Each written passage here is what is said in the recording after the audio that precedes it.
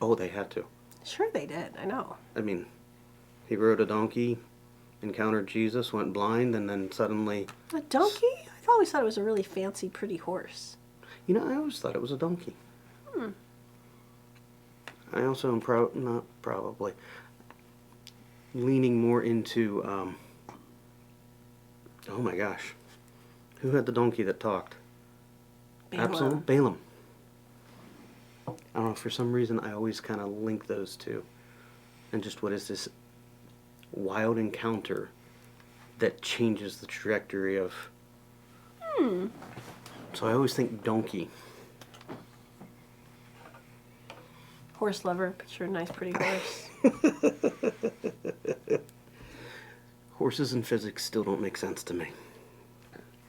But it's true, we also have to remember Paul completely changes his position and his philosophy in life. Well, I don't know philosophy in life, right? Like, he was very proactive in going out with a clear mission.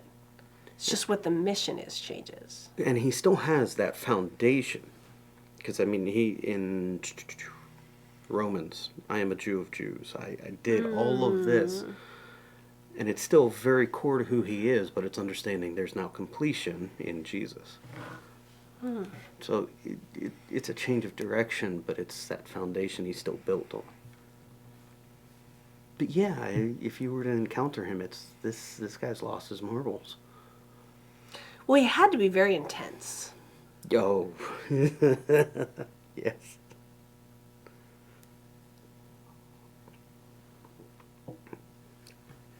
I don't picture him as quiet.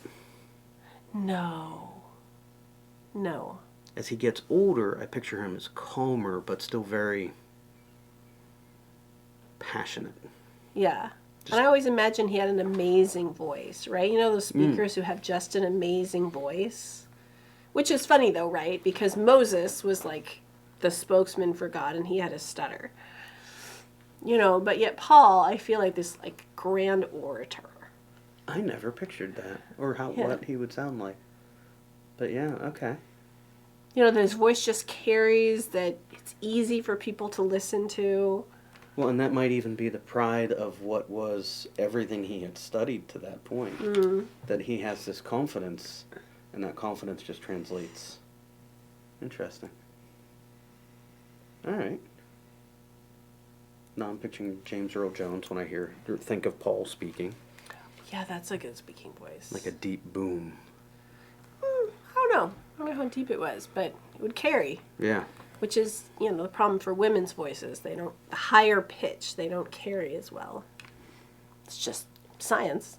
Thank God for modern sound systems. A good sound system? I love a good sound system. Mm-hmm. Makes a huge difference. Thank you, Jonathan. Yeah, thank you. And all the people who help with the sound system. Yes. So here, we come back into Philippians, and in Philippians, Paul's in prison, right? So his audience is smaller, but he's using it for all it's worth. Right. And he's writing these letters, and this one goes to the Philippians who are supporting him. They have sent money to help make sure he is fed and cared for while he's in prison, because that was not a guarantee. So they're sharing this ministry, this prison ministry, in a way. And you say, I think it was earlier in Philippians, but, you know, it's a smaller audience, but there's a lot more voice behind it, because he's even got the Imperial Guard. Oh, right. You love that Imperial Guard, yeah. Well, yeah, he greets, and he says, you know, even the household of the guard greets you, where it's okay. He's getting more of... Is that in here? I believe that's the beginning of this. That's what I was trying to look up real quick. But again, the audience... Oh, it's on the second page, verse 13. So that it has become known throughout the whole Imperial Guard and to all the rest of my imprisonment is for Christ. He's speaking more and more truth to power and expanding the impact of that reach, big or small, which is a wonderful perspective to have, especially when you're looking and saying, is it working? Big or small, you never know how far. Now, see, I think that's the question that comes into this. Like, is it working? Like, what is working is what we start to get to. Because the last passage ended, "What then?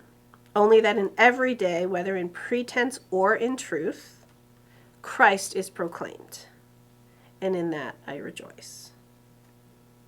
So you want to read today's passage? Because my voice is still recovering. So it's Philippians 1, 18b That last little bit of 18 to 26. to 26.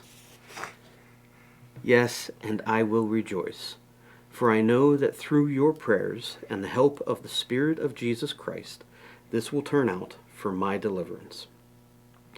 As it is my eager expectation and hope that I will not be at all ashamed, but that with full courage, now, as always, Christ will be honored in my body, whether by life or by death. For to me, to live is Christ, and to die is gain. If I am to live in the flesh, that means fruitful labor for me, yet which I shall choose I cannot tell. I am hard pressed between the two. My desire is to part and be with Christ, for that is far better. But to remain in the flesh is more necessary on your account. Convinced of this, I know that I will remain and continue with you all for your progress and joy in faith, so that in me you may have ample cause to glory in Christ Jesus because of my coming to you again."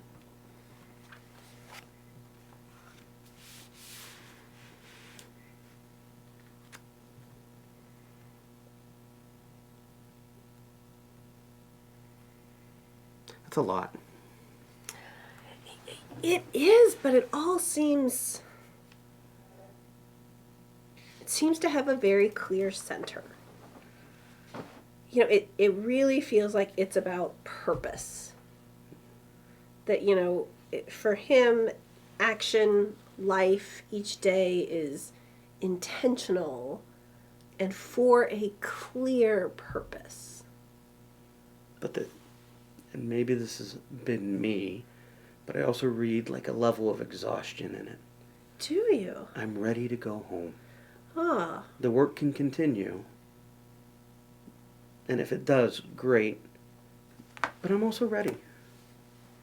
Huh. I read that differently. Just that, whenever that end of life is, that it is gain, because then he will be fully with Christ. But I didn't sense the exhaustion. That's how I've kind of pulled it, where there's that just element of I'm ready. Now, in that same breath, there have been moments where I have to assume to some degree you've encountered this, where you have conversations with people who are older and they've lost a spouse, and there's this element of it's been a good and full life, but I'm also kind of ready. When that time comes, it's all right, I'm good, let's go. And to a degree, I don't know if that's Paul. To a degree, that's what I've always felt like when I've read this. Interesting. Is Paul is, I'm ready to continue to work, okay, but I'm ready. I'm going to have to ponder that a little bit, thinking about this passage. It also translates in my head as Paul needs a nap and a snack. Probably. I need a nap and a snack. Time change is fun. Wouldn't be too bad if, my kids would stay in their own beds. But I was really seeing this more, instead of exhaustion, the tone I was reading was more, we're going to make this a win-win. No matter what happens, this is going to be a win for Christ. Because that's his goal. Right. So there's fruitful labor. And really seeing that. And looking for it. And expecting it. So that seems like a huge key. And then there's, or there's dying and I will be fully with Christ. So there's living and this fruitful labor, which he sees as very necessary or needed and purposeful. And then the reward is when the job is done, right? Right. But it's still a win-win. Well, and it could be even him kind of prepping and framing that of, the eventual end of this journey is my death. Yes. And that's not a loss. That's a gain for me. Mm-hmm. It's not a loss for the church. It's a gain for me. It's a gain for you. Because the faithful testimony continues. Yes. So I didn't hear the weariness. I hear hopeful. I hear encouraging. I hear useful and purposeful. I don't know. Purpose seemed like a big thing here. Well, there's still purpose. I mean, if I'm to live in the flesh, that means fruitful labor for me. That fruitful labor. It's not abstract. It's immediate. This is something that continues. And he's seeing the growth of that. Mm-hmm. Yeah, it's really interesting because I've been doing the reflection journal for Lent. I have a very hard time doing it on days when I'm sick because I'm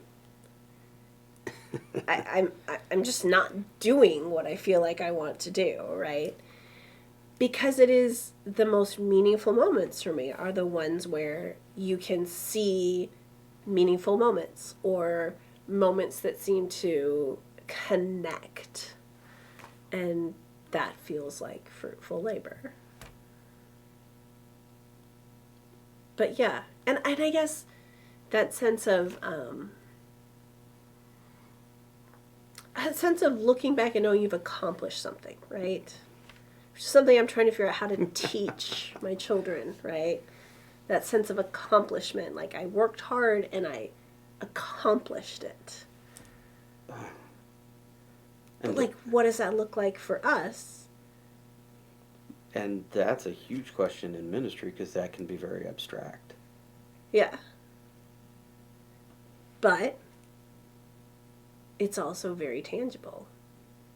It's meaningful moments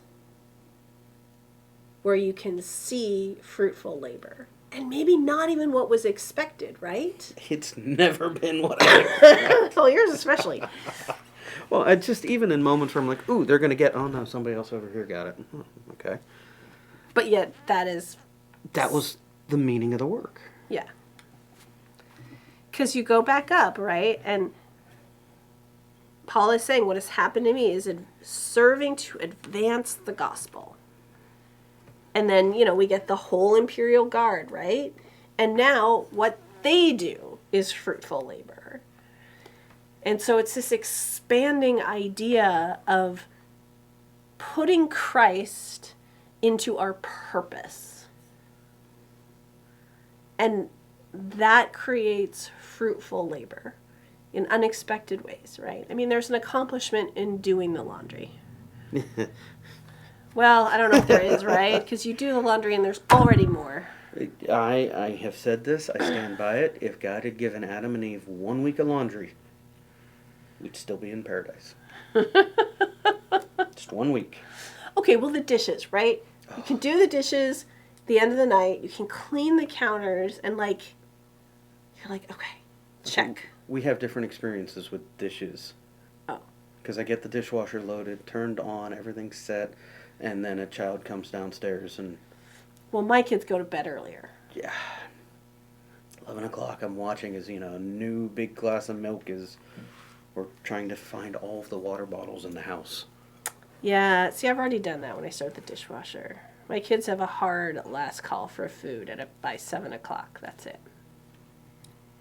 Hey, that works. Works right now. But that... The sense of accomplishment and seeing that in each day. But not about, these random tasks, but about fruitful labor for the gospel, for Christ. And I think it's seeing that even just planting that seed within the gospel is a piece of the fruitful labor. Yeah. Whether or not we ever get to see that grow. Which, that's kind words to grace, to outright... trying to think what I want to say, but, preaching Jesus. I kept going with street corner preacher on that one, but... Yeah. but that we're constantly seeking those big and small pieces of Christ's love in the world in action. Yes.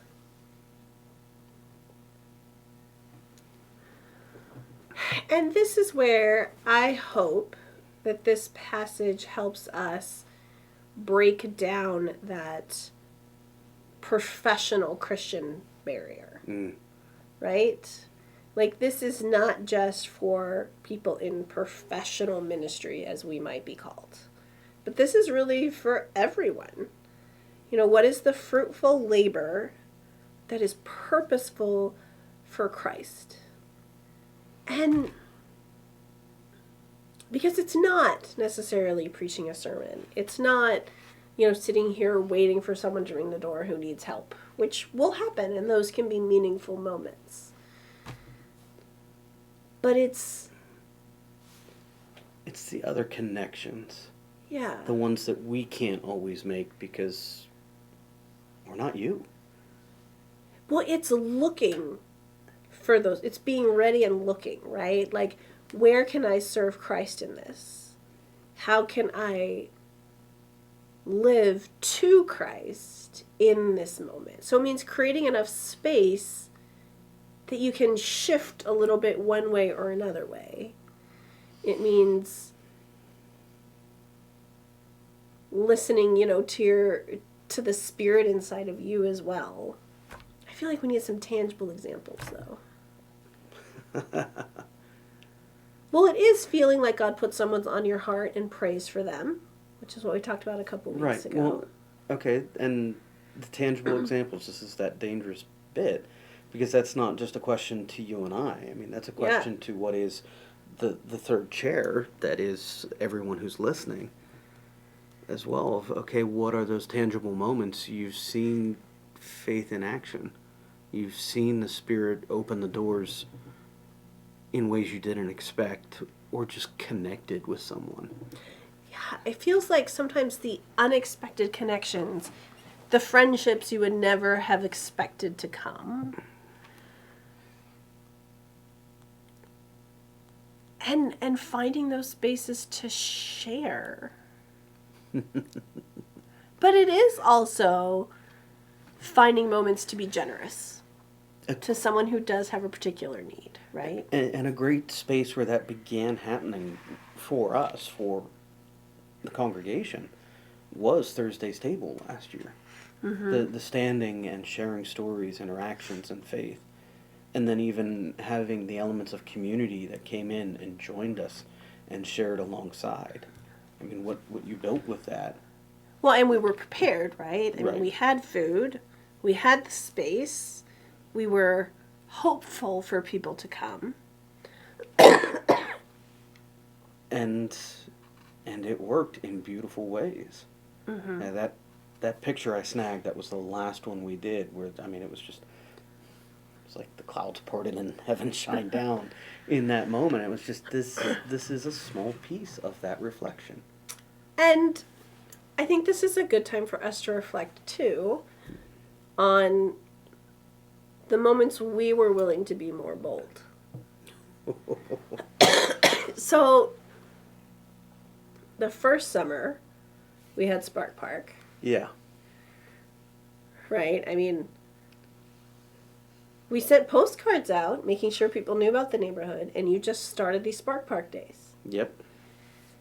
And I don't know how we ended up with this, but I said, okay, what's your goal just for the summer? 40 kids. To meet 40 kids in the neighborhood. I got stuck, it was like 29 for like the last month and a half. It was not ticking up, and then the last 2 weeks of August. It was the very last Spark Park when you got the 40th kid you met. But like before that summer, how many kids did you know in the neighborhood? 2. Yeah. Yeah. And I mean, it was great to sort of watch, I have to admit, right? Because, I mean, I would have been thrilled with 20, right? But I didn't have to say anything, you know? You chose 40, and there you are sweating it out, right? But also, it had that hope. It had that goal.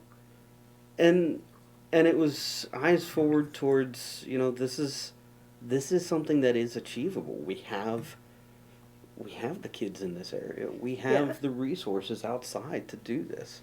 So then it creates that energy and that prayerful hope. And prayerful walk. Yeah. Because there was action to it. I think Calvin would come to work with you and you'd go on walks too. Yeah, he and I would go for walks and just interact with people as we went. Calvin didn't love the walks very much. No, he's a fat little fluff. But he did it. Yeah. He also got to advance the gospel. It did. And, it was finding new ways to be interactive and disarming of, I'm not coming at you, Bible thumping in hand. I just want to know you as our neighbor. Yeah.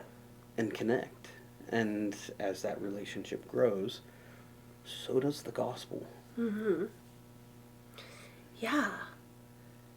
And I think we do too. Like when we meet someone new and walk with them, like we shift a bit and become more open to understanding God in a new way, right?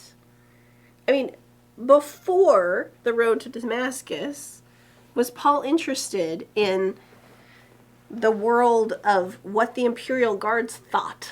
No. Right? And now he's like, the imperial guards are contemplating Christ.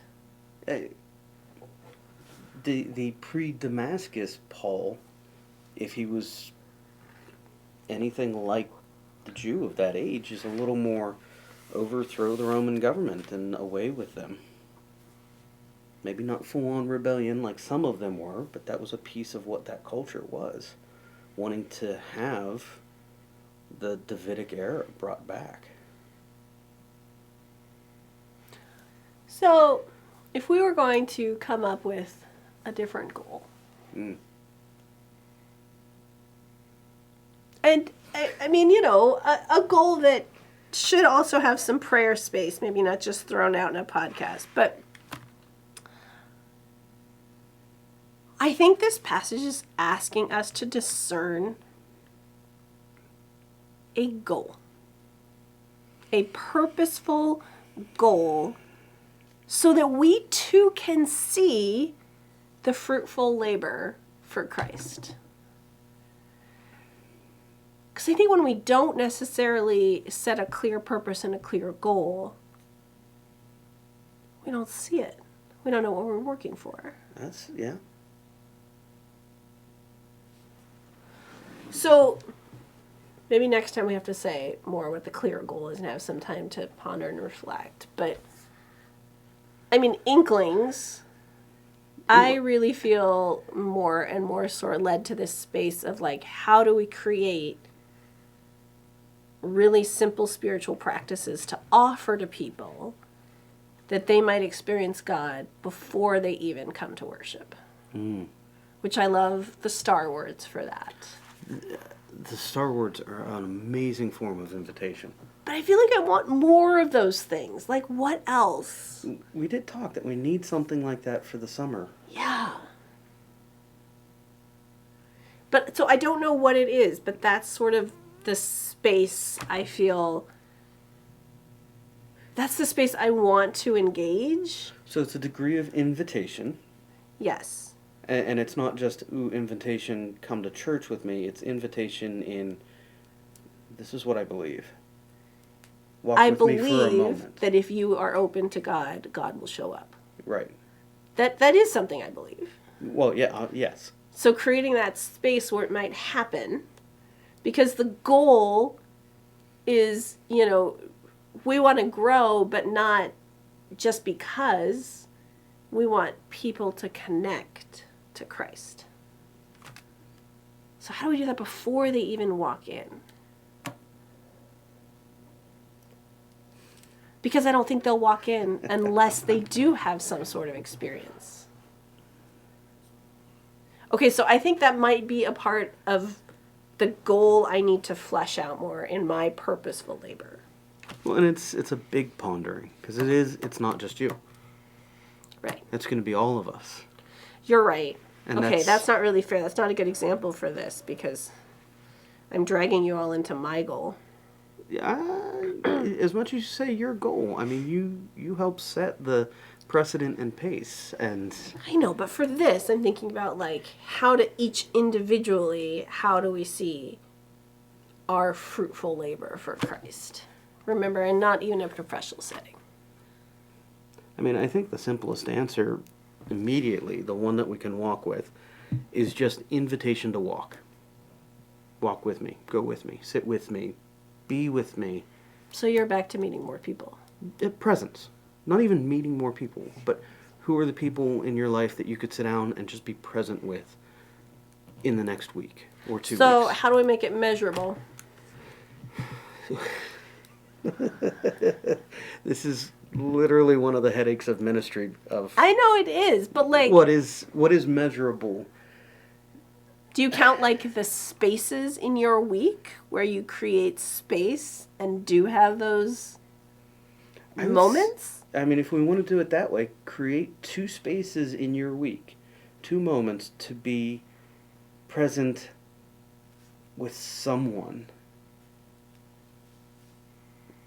I mean, that presence can even be with a spouse. I mean, that in and of itself to strengthen a marriage is huge. Mm-hmm. To present with friend, neighbor, or stranger. I don't exactly have permission to share this, so pieces of it are abstract, but one of the most amazing people I have seen that is great with presence and like that gift of is Astrid. Mm-hmm. And she called earlier today sharing a moment of presence that she had with a different community connection that I know, and just seeing people and walking with them even for 5 minutes. So it seems like this is one of those things where we're encouraging you to figure out what your goal might be for purposeful labor for Christ. And it's about praying about your context in your days. I mean, Paul's in a very specific context. He's in prison. He's got a captive audience. Whether they know it or not. No. Right, but it doesn't have to be, being out all the time. What else is it? So much of our culture and community now is online, which may not be for the better, but to create positive, encouraging. So, sorry, you said that, and it brought this to one of the things I put on my list for this week. In doing the lesson yesterday with the kids in Ephesians, we talked about people who were important and valuable to their foundation of faith, coming out of Ephesians 1. And I brought up about letters. Have you received a letter from someone, or in some way that is that handwritten, this is of value? And half of them have never gotten a letter. So my intention is this week to write them each letters and have those in the mail at the end of the week. But that can even be a way. Well, that's a very clear goal. What is just putting out a handwritten letter to a couple of people? Well, that's a great, very specific goal. And I had a mentor that sent me, he wrote like 8 or 10 postcards a day and rotated through. So I got, like 2 a month. And they were great. I mean, I still have them around, right? I mean, brightly colored note cards with encouraging words. I mean, what could be better? Yeah, that is value. But I like that. Like, that's very tangible. You say things aren't tangible, that's very tangible, to write each one of them a letter. Yeah. Encouraging their faith. So just what is that tangible gift of presence, or what is that tangible opportunity the Spirit has opened up? Right. And will you step into it? So what is that? Can you name it? Can you write it down? And can you seek to live into that, serving Christ? Well, so your goal is very simple. I'm going to try and think of one more clear spiritual practice to offer people within and without. I'm going to look for one more.